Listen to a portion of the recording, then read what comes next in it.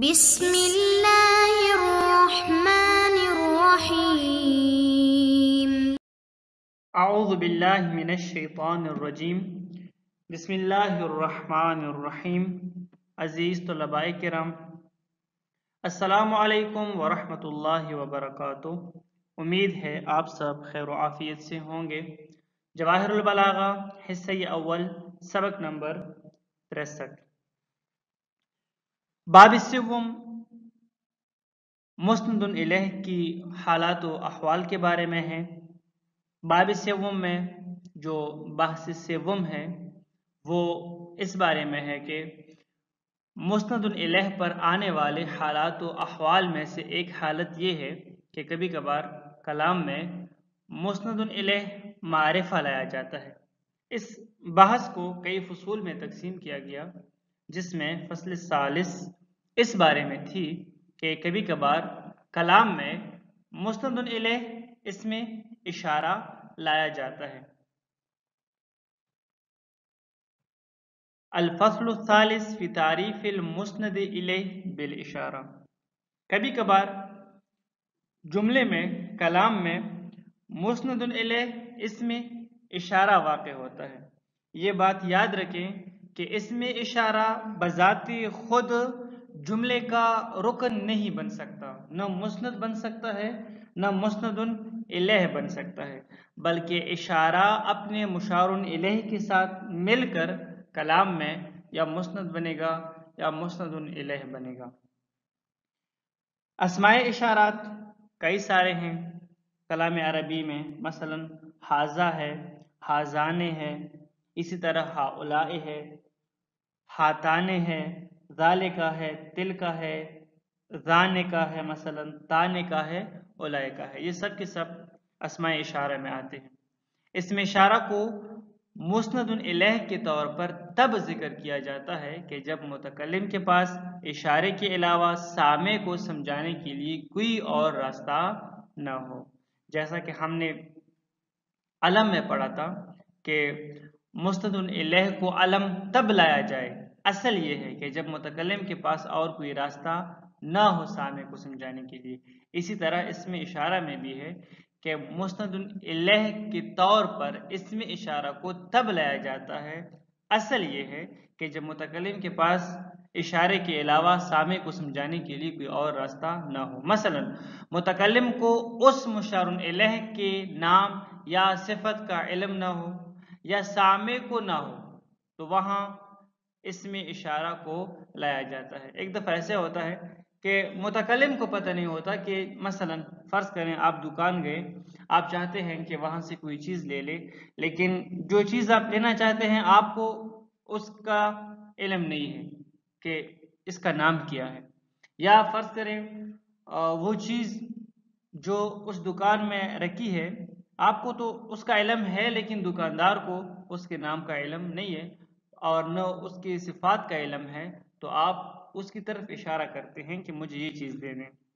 اگر اس میں اشارہ کے علاوہ اور کوئی راستہ ہو پھر بھی اس میں اشارہ کا استعمال ہو تو یہ بعض اغراض بلاغی کے تحت ہوتا ہے۔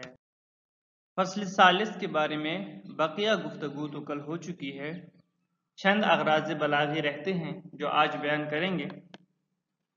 جب مسند الیہ کلام میں اس میں اشارہ آتا ہے، اگرچہ متکلم کے پاس اور بھی طریقے ہوتے ہیں کہ جن کے ذریعے سے اپنا مطلب سامع تک پہنچائے، لیکن اس کے باوجود بھی کلام میں اس میں اشارہ کو بطور مسند الیہ لے کر آتے ہیں تو اس کے کئی اغراض بلاغی ہیں، جن میں سے پانچواں ہے کمال العنایت بتمییزہ اکمل تمییز، یعنی اشارے کا جو مشار الیہ ہوتا ہے دوسروں سے اس کو تمیز دینے کے لیے ایسا کیا جاتا ہے۔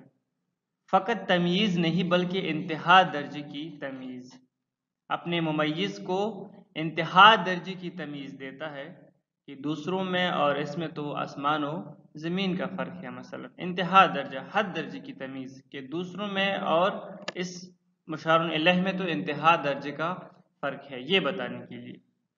انتہا درجے کی تمییز بتانے کے لیے، جس طرح کہ قول الفرزدق فی علی ابن الحسین زین العابدین علیہ السلام، جس طرح کہ فرزدق کا یہ چند اشعار ہیں، اگرچہ یہ مکمل ایک قصیدہ ہے، یہاں پر اس قصیدے کی چند اشعار لے کر آئے ہیں جو کہ فرزدق نے امام علی ابن حسین علیہ السلام کی شان و عظمت و بزرگی کے بارے میں پڑھے ہیں۔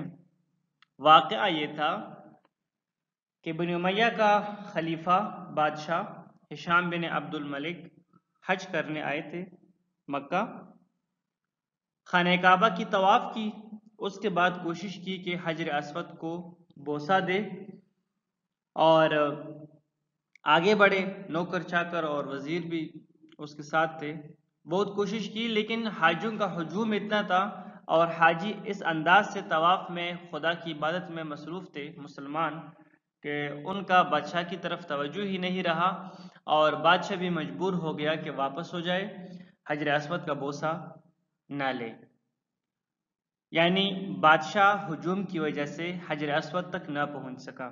بادشاہ کے لیے اوپر سے اونچی مقام پر ایک تخت بنائی گئی تھی جہاں پر وہ بیٹھ گیا، وہاں سے نظارہ کر رہا تھا کہ اتفاقاً اسی اثناء میں حضرت علی ابن الحسین علیہ السلام اندر آتے ہیں، اور اندر آنے کے بعد وہ پہلے آگے بڑھتے ہیں حجر اسود کی طرف کہ حجر اسود کا بوسہ لے۔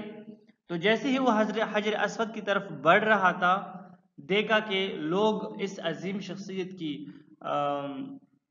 تعظیم کرنے لگے اور اس کے لیے خود بخود راستہ چھوڑنے لگے، ہر حاجی راستہ دیتا رہا امام علی ابن الحسین کو، اور اس طرح مولا نے آسانی سے حجر اسود کا بوسہ لیا اور طواف شروع کی۔ جب یہ منظر بادشاہ اور اس کے نوکر چاکر اور وزیروں نے دیکھا تو ان میں سے کسی ایک نے بادشاہ سے سوال کیا کہ یہ کون ہے کہ جس کے لیے حجاج نے راستہ چھوڑا اور اس نے آسانی سے حجر اسود کا بوسہ لیا۔ مراد یہی تھا، مطلب یہی تھا کہ آپ نے اتنی کوشش کی، آپ کو بوسہ یعنی بوسہ لینے کا موقع نہیں ملا، جبکہ یہ تو بادشاہ بھی نہیں ہے اور اتنا مشہور بھی نہیں ہے، اور لوگ اس کو شاید جانتی بھی ہیں کہ نہیں جانتی، پھر بھی اس کے لیے راستہ چھوڑا گیا، یہ کیا معاملہ ہے؟ ایسا نہیں تھا کہ مولا مشہور نہیں تھے، امام علی ابن حسین وہی شخصیت ہے جس نے شام دمشق میں ہی یزید کو ایک خطبے کے ذریعے سے شکست دیا، اتنے فصیح و بلیغ اور اتنے یعنی مشہور ہو چکے تھے، اس لیے ہی تو لوگوں نے اس کو پہچان کر جگہ دی اور لوگ جانتے تھے کہ یہ فرزند رسول اللہ ہے۔ لیکن باہر کے شاید وہ نہ جانتے ہوں جو بادشاہ کے قریبی تھے، تو انہوں نے بادشاہ سے پوچھا تو بادشاہ نے جواب دیا کہ میں تو نہیں جانتا، خلیفہ نے جواب دیا میں نہیں جانتا، حالانکہ وہ جانتے تھے، ہشام بن عبد الملک جانتے تھے مولا کو۔ اتفاقاً وہاں پر فرزدق کھڑا تھا، فرزدق محب اہل البیت تھا، شاعر بھی تھا، تو فرزدق نے فی البدیع مولا کی شان میں ایک مکمل قصیدہ پڑھا اسی وقت کہ میں بتاتا ہوں کہ یہ کون ہے، اور بہت طولانی قصیدہ ہے۔ اس قصیدے کے بعد پھر اموی حکمرانوں کی طرف سے فرزدق کے لیے مشکلات بھی کھڑے ہو گئے تھے۔ اس قصیدے کا پہلا جملہ، پہلا بند یہ ہے کہ یا سائلی این حل الجود والکرم اندی بیان اذا طلابہ قدموا، اے جود و کرم، شرف و بزرگی کے مرکز کے بارے میں سوال کرنے والے، اس کا واضح جواب میرے پاس ہے اگر سوال کرنے والے میرے پاس آئیں۔ کھل کر بادشاہ کے سامنے، ان نوکر چاکروں کے سامنے شروع ہو گیا اور مولا کی مدح میں ھذا الذی تعرف البطحاء وطاعتہ والبیت یعرفہ والحل والحرم، ھذا ابن خیر عباد اللہ کلہم، ھذا التقی النقی الطاہر العلم، ھذا ابن فاطمۃ ان کنت جاہلہ بجدہ انبیاء اللہ قد ختموا۔ یہ وہ ہیں کہ مکہ کی سرزمین جن کے قدموں کو پہچانتی ہیں، خدا کا گھر حل و حرم کی سرزمین ان کو پہچانتی ہے۔ اے بادشاہ، اے جاہل انسان، تو اس کو نہیں جانتا، تو اس کوثر سے، حوض کوثر سے دور ہے، لیکن یہ تو وہ شخصیات ہے کہ جن کے قدم مکہ کی سرزمین بھی پہچانتی ہے، جن کی تعظیم مکہ بھی کرتی ہے، جن کی عظمت کی گواہی خود خانہ کعبہ بھی دیتی ہے۔ ہل اور حرم اس کی عظمت اور اس شخصیت کو پہچانتی ہے۔ مولا نے جو یزید کے دربار میں خطبہ دیا ہے اس کی جملات بھی یعنی انہوں نے بھی اسی طرح ہی کہا ہے کہ انا ابن مکہ و منا، انا ابن زمزم و صفا، اس میں بھی یہ جملات ہے۔ اس انداز سے مولا نے خطبہ دیا تھا، وہ خطبہ بھی اسی انداز سے تھا۔ یہ بہترین بندگان خدا کے فرزند ہیں، یہ پرہیزگار، پاک و پاکیزہ اور ہدایت کا پرچم ہیں۔ اگر تو انہیں نہیں جانتا تو جان لو یہ فرزند فاطمہ ہیں، انہی کی جد پر نبوت و رسالت کا اختتام ہوا۔ اب یہاں پر ہم دیکھتے ہیں کہ مسند الیہ فرزدق بار بار حاذا کو لے کر آ رہے ہیں، حاذا پھر حاذا پھر حاذا پھر حاذا۔ کیوں ایسا کر رہے ہیں؟ کیونکہ یہ بتانے کے لیے کہ اس میں اور باقیوں میں آسمان و زمین کا فرق ہے، مسلمین میں سے کسی اور کا ان شخصیات کے اوپر قیاس ہی نہیں کیا جا سکتا۔ اکمل التمیز، انتہا درجے کی تمیز بتانے کے لیے۔ التعریض بغباوت المخاطب حتی کانہ لا یفہم غیر المحسوس۔ کبھی کبھار مسند الیہ اس میں اشارہ اس لیے لایا جاتا ہے یہ بتانے کے لیے کہ جو مخاطب بیچارہ ہے یہ تو بہت ہی کند ذہن ہے، یہ تو بس محسوسات کے علاوہ غیر محسوسات چیزوں کو جانتا ہی سمجھتا ہی نہیں ہے۔ نہ ہو اولئک آبائی فجئنی بمثلہم اذا جمعتنا یا جریر المجامع۔ اے جریر، یہ میرے آبا ہیں، تو بھی ان جیسے لے آ جب کوئی محفل اجتماع ہو۔ اب یہاں پر اولئک آبائی کہا ہے، اولئک کو استعمال کیا ہے۔ کیوں استعمال کیا ہے؟ یہ بتانے کے لیے کہ جو جریر ہے، جو مخاطب ہے اس کا، یہ کن ذہن ہے، سمجھنے والا بندہ نہیں ہے۔ کبھی کبھار مسند الیہ اس میں اشارہ اس لیے بھی لے کر آیا جاتا ہے کہ التنبیہ علی ان المشار الیہ المتعقب باوصاف جدیر لاجل تلک الاوصاف بما یذکر بعد اسم الاشارۃ۔ یہ توجہ دلانے کے لیے کہ جو مشار الیہ ہے،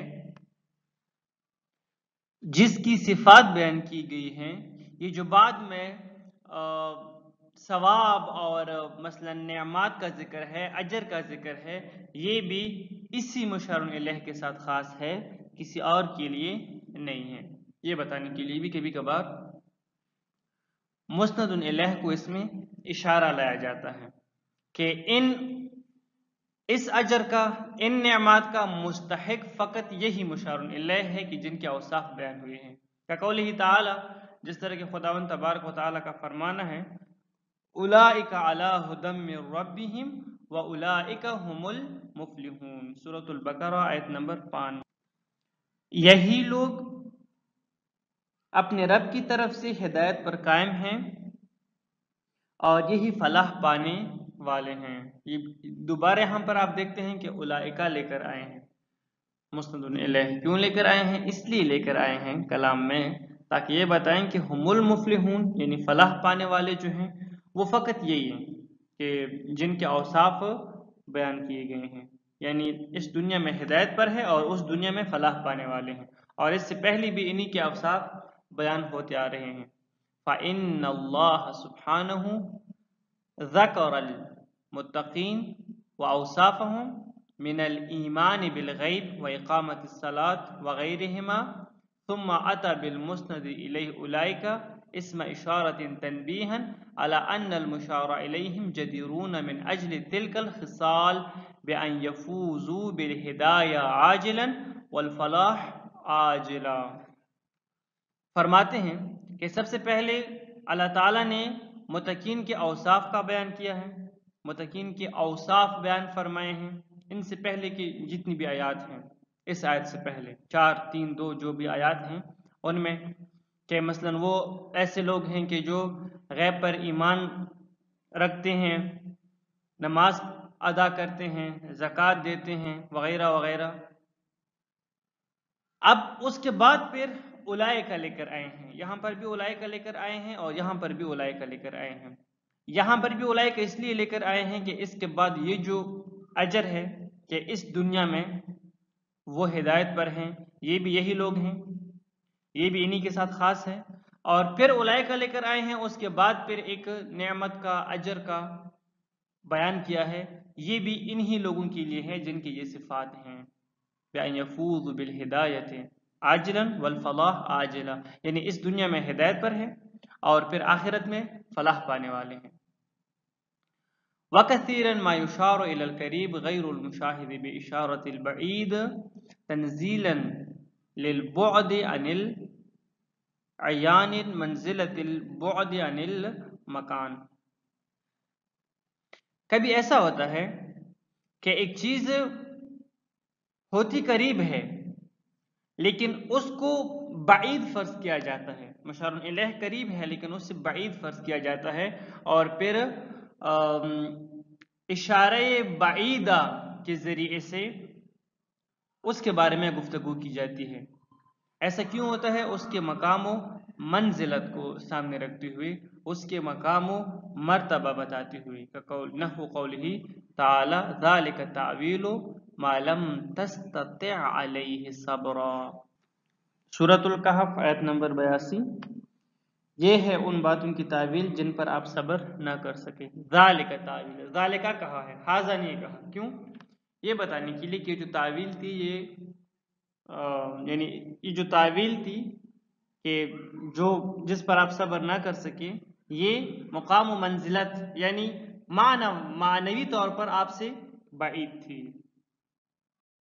والسلام علیکم ورحمۃ اللہ وبرکاتہ۔